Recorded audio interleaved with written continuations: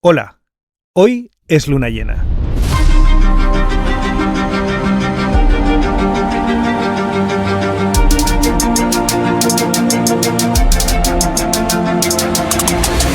Viajamos a Roma, al Vaticano, con la intención de encontrarme con mis compañeros de la Escuela de Arquitectura de Valparaíso, en Chile, quienes me acogieron durante el año 2014, disfrutando de una de las experiencias más significativas de mi vida.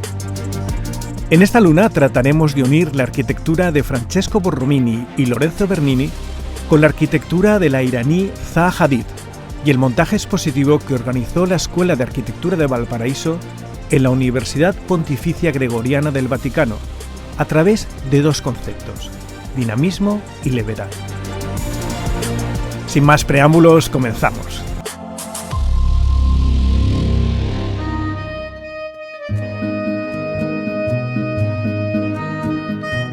Embarcamos el sábado 2 de marzo con dirección a Roma Fiumicino.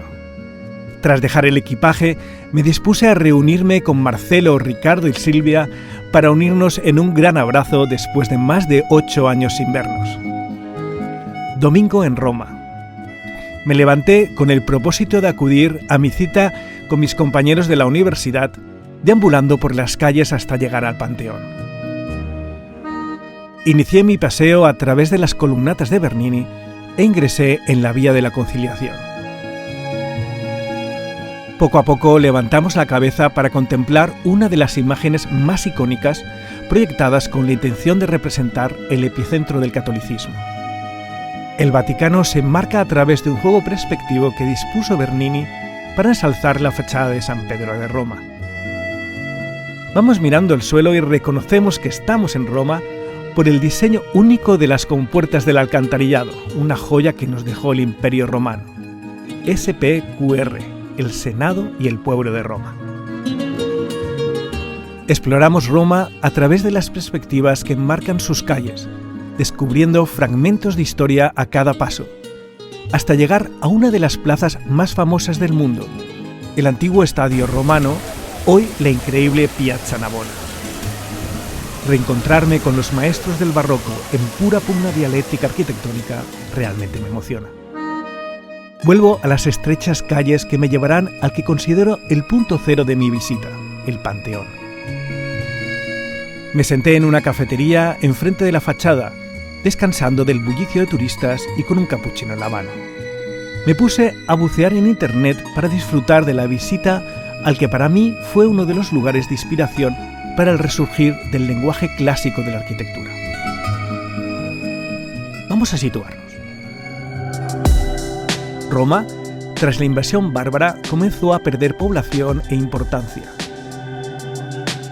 Uno de los centros de mayor poder en la península itálica se trasladó a Florencia, gobernada por la familia de los Medici. Esta necesitaba un lenguaje artístico que la distinguiera de los bárbaros imperiales que aún buscaban coronarse en Roma como emperadores del Sacro Imperio Germánico. Este motivo político llevó a los acaudalados florentinos a enviar a sus artistas en busca de un lenguaje cercano e identitario en las ruinas de la antigua Roma. Entre ellos está Brunelleschi, que estudió la cúpula del Panteón para diseñar la de Santa María de las Flores en Florencia, y más tarde Miguel Ángel hizo lo propio para diseñar la del Vaticano. Así se inició un lenguaje dentro de un periodo que denominamos Renacimiento, que evolucionaría durante los siglos y marcaría la identidad de la arquitectura en Occidente a través de la geometría y la armonía. Nos trasladamos al siglo XVI. El Papa Julio II tenía la intención de situar nuevamente a Roma en el mapa, como la capital del cristianismo. Las obras del Vaticano se construían bajo las órdenes de los mejores artistas y canteros de la época. Y aquí empieza nuestra historia.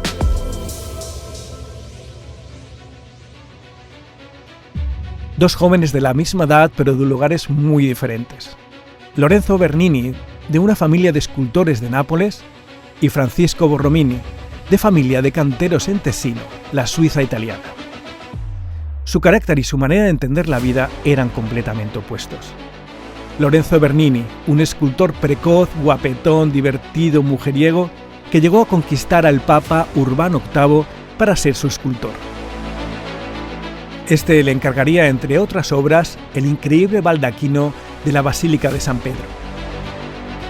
También entraría a trabajar Bernini a las órdenes del cantero mayor Carlo Maderno para construir la fachada de la basílica, junto con otro ayudante, el serio y calculador cantero Francisco Borromini. Tenemos que tener en cuenta que en aquella época la profesión de la arquitectura no existía y esta solía recaer en canteros o carpinteros.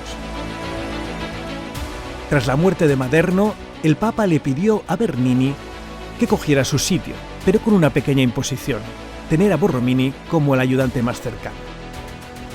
Este le resolvía los problemas al napolitano para que sus ideas de escultor se pudieran materializar, pero Bernini siempre recibía los aplausos.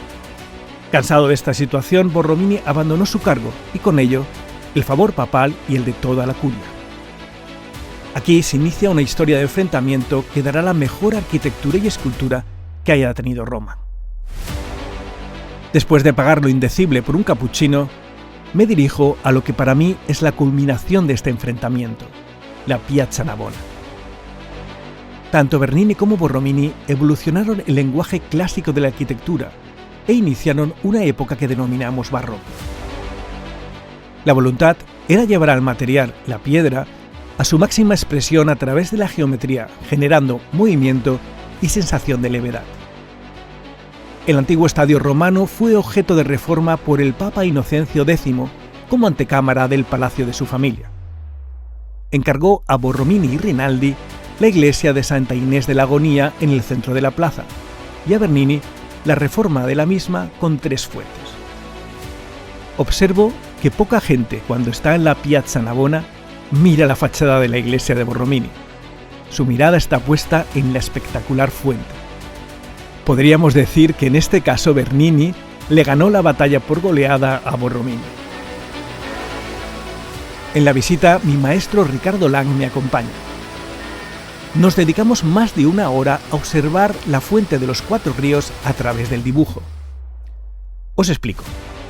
El Papa ordenó organizar todos los obeliscos egipcios que estaban dispersos por la ciudad. Uno de ellos debía ubicarse en la fuente que se construiría en la Piazza Navona.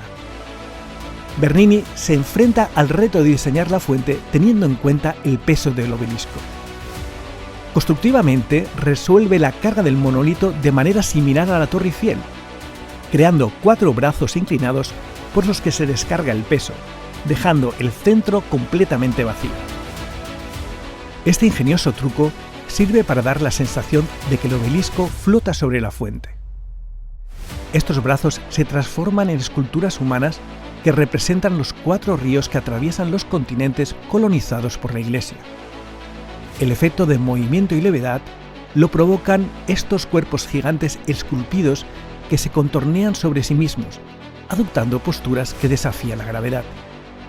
Las proporciones humanas de las esculturas se modifican para exagerar determinadas perspectivas y giros. La base es la roca misma del mármol, sin esculpir, que se funde con las esculturas de la que brotan en los lugares más inesperados las fuentes de agua. Cuenta la leyenda que cuando Bernini presentó la fuente al Papa, esta estaba vacía para desconcierto del pontífice. Desanimado, el Papa se volvió para iniciar su regreso, momento en el cual Bernini abrió la compuerta de agua. Tras un estruendoso sonido, la fuente comenzó a brotar. El Papa se giró y quedó completamente boquiabierto. Así era Bernini, puro espectáculo. Pero Borromini le ganó la batalla con uno de los edificios más interesantes de Roma y no especialmente por su tamaño. En la época en que Borromini no gozaba del favor papal, una congregación mariana le encargó una pequeña iglesia situada en la confluencia de 2 calles importantísimas de Roma. Ya existían 4 fuentes dedicadas a los ríos más importantes de los diferentes continentes en los chaflanes de las 4 esquinas. Podríamos decir que con este encargo Borromini se soltó la melena y proyectó con una complejidad geométrica increíble el encargo de la iglesia. Vamos a ver cómo lo hizo. La planta se divide en 2 cuadrados, en los que se inscriben 2 triángulos equiláteros. Entre estos podemos inscribir 2 circunferencias que a la vez forman una elipse, la figura por excelencia del periodo barroco. Esta figura, la elipse, permite crear perspectivas más dinámicas y grandilocuentes. Este movimiento también se trasladará a la fachada, como ya veremos. Asimismo, dentro de los vértices de los triángulos se generan espacios cóncavos que se unen con otros convexos. De este modo, Borromini va definiendo la cúpula como fruto de esta peripecia geométrica para dilatar y dinamizar el espacio. La idea de unión de cóncavo y convexo se reproduce en la pequeña fachada, que gracias a este efecto genera un gran dinamismo y teatralidad. Ingresamos a la iglesia por el eje más longitudinal, quedando completamente boquiabiertos por la gran obra de Borromini. Lo que contemplamos en esta increíble iglesia es la ruptura de las normas renacentistas para dotar a los espacios de una mayor expresión. Esto llegó a sorprender incluso al mismo Bernini, que quedó maravillado por la obra de su competidor, habiendo construido él la iglesia de San Andrés del Quirinal en la misma calle a pocos metros. Aunque la suerte volvió a sonreírle a este último con el encargo del Papa de la famosa Plaza de San Pedro.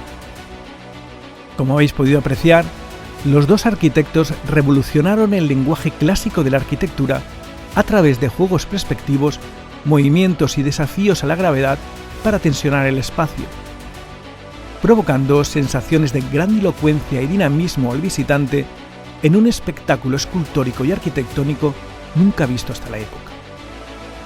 Este movimiento, dinamismo, tensión, levedad y teatralidad de los espacios lo podemos encontrar en Roma, pero en un edificio de principios del siglo XXI.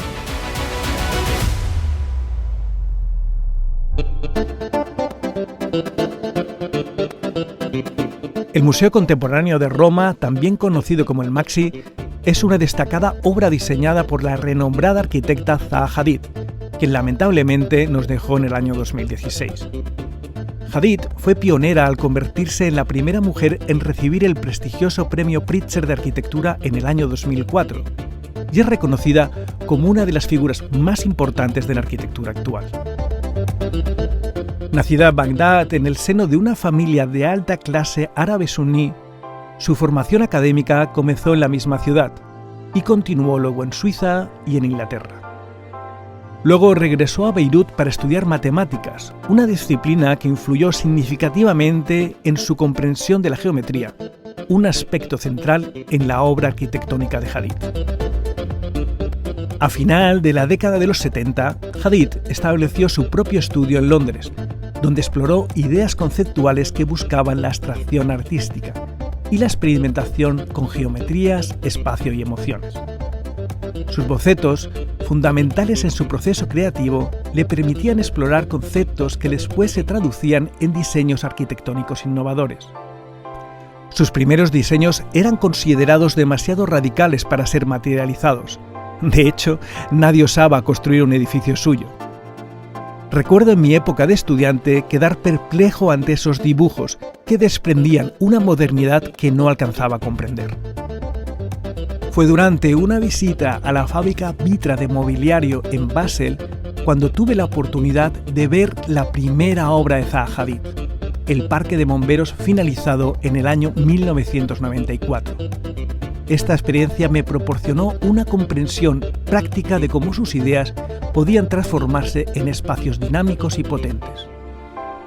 A partir de esta obra, Hadid evolucionó hacia una arquitectura paramétrica de geometrías complejas.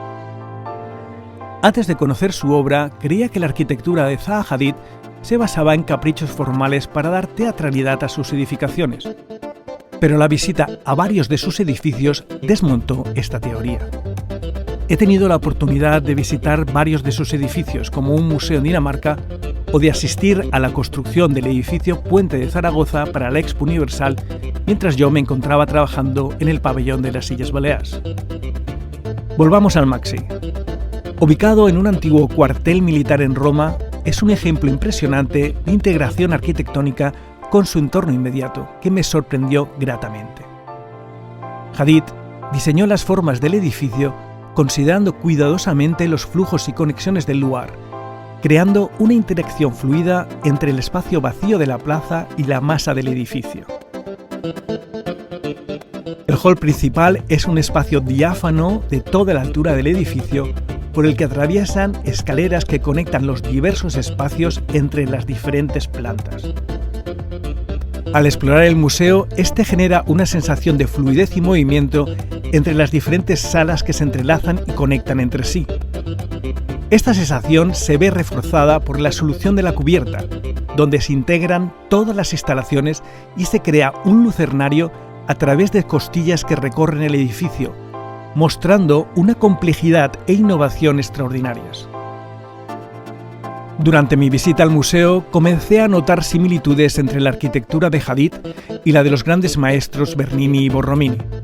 Al igual que ellos, la arquitecta parecía buscar desafiar la gravedad y crear espacios que invitaran a la exploración y al movimiento, mostrando una voluntad compartida de crear arquitectura que inspire y emocione.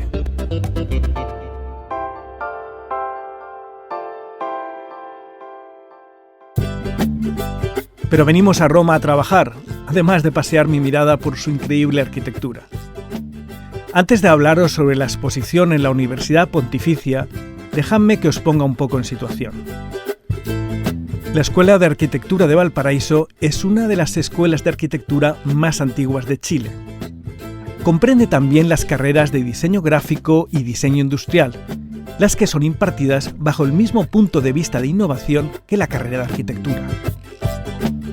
En el año 1952, el arquitecto chileno Alberto Cruz y el poeta argentino Godofredo Yomi, entre otros, quienes imprimieron su particular visión de la arquitectura, fundaron lo que hoy es la escuela.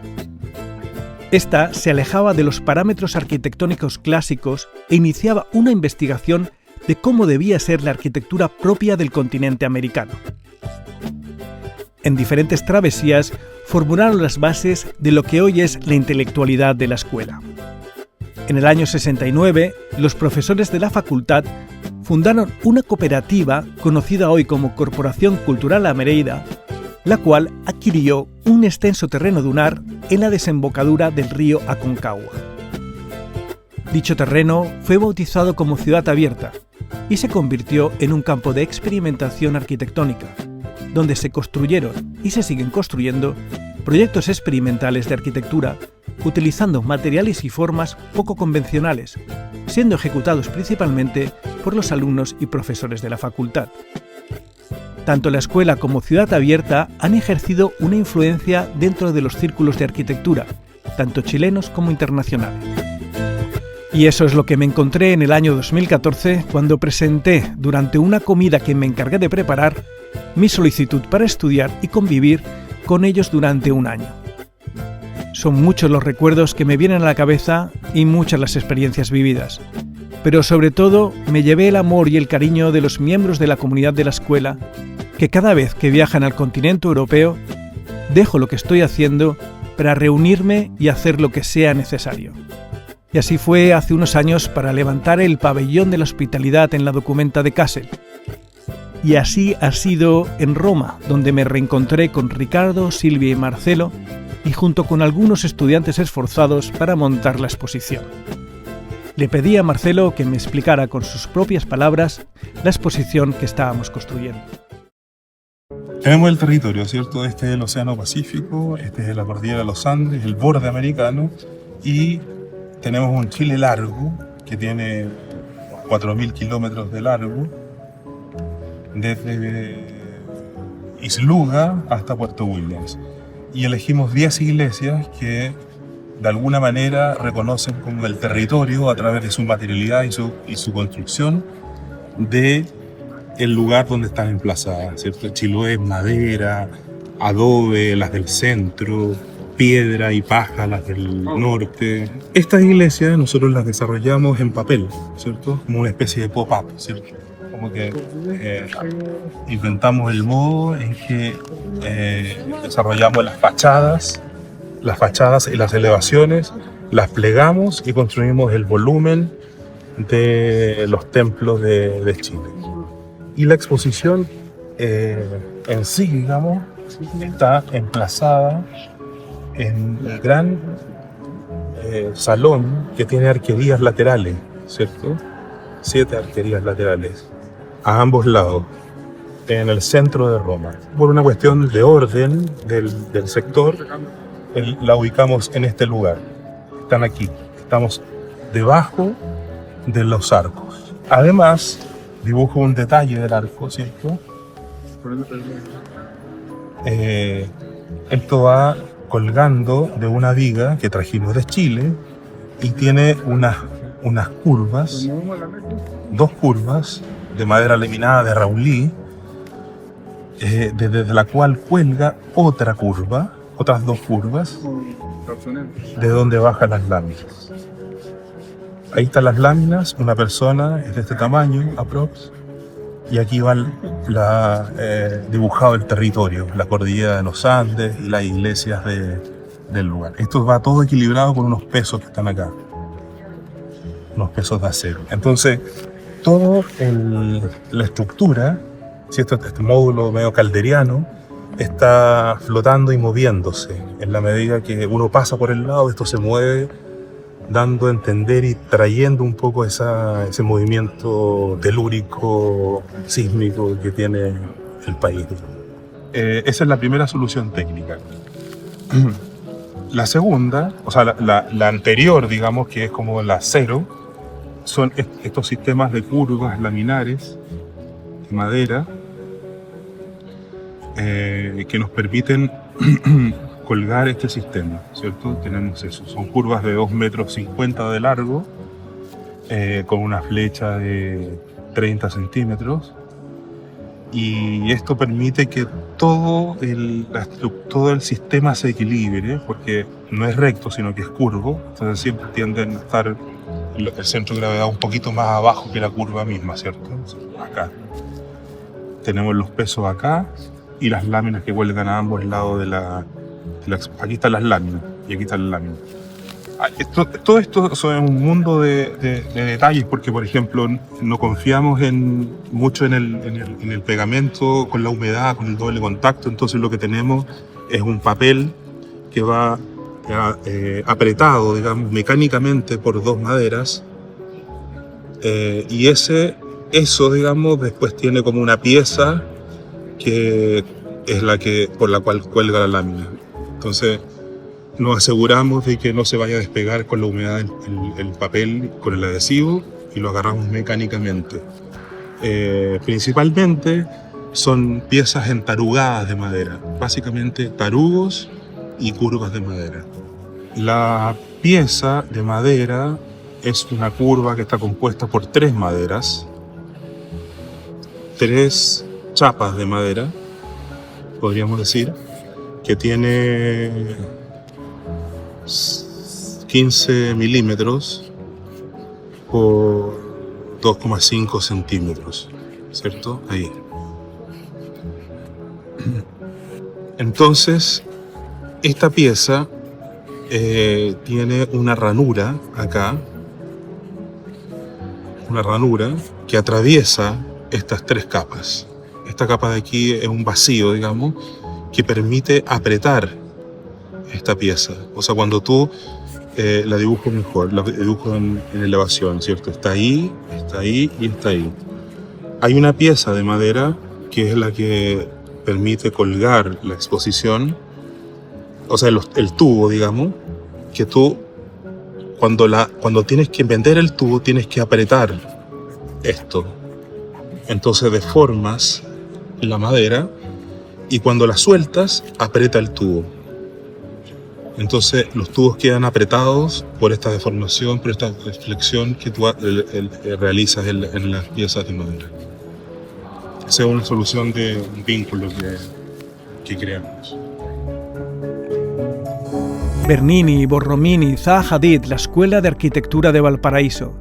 Diferentes maneras en lugares y tiempos muy diferenciados que asocian su arquitectura desde la idea del movimiento y la levedad como recursos para tensionar el espacio y dotarlos de riqueza espacial. Durante estos días pude compaginar mi trabajo como documentalista del proceso de construcción de la exposición con el de visitante ocasional de la ciudad de Roma, recorriendo sus calles y disfrutando con amigos queridos en comidas y largas charlas. Y me despido con el recuerdo de un viaje y una experiencia única de la cual me siento muy afortunado y de la que espero haberos hecho partícipes. Este viaje ha sido posible gracias al patrocinio de Architectures, agencia especializada en viajes de arquitectura. Sígueme en YouTube o ahora en Spotify bajo el título Hoy es luna llena. Solo me queda desearte que la luna te haya iluminado un poco más y nos vemos en la próxima luna.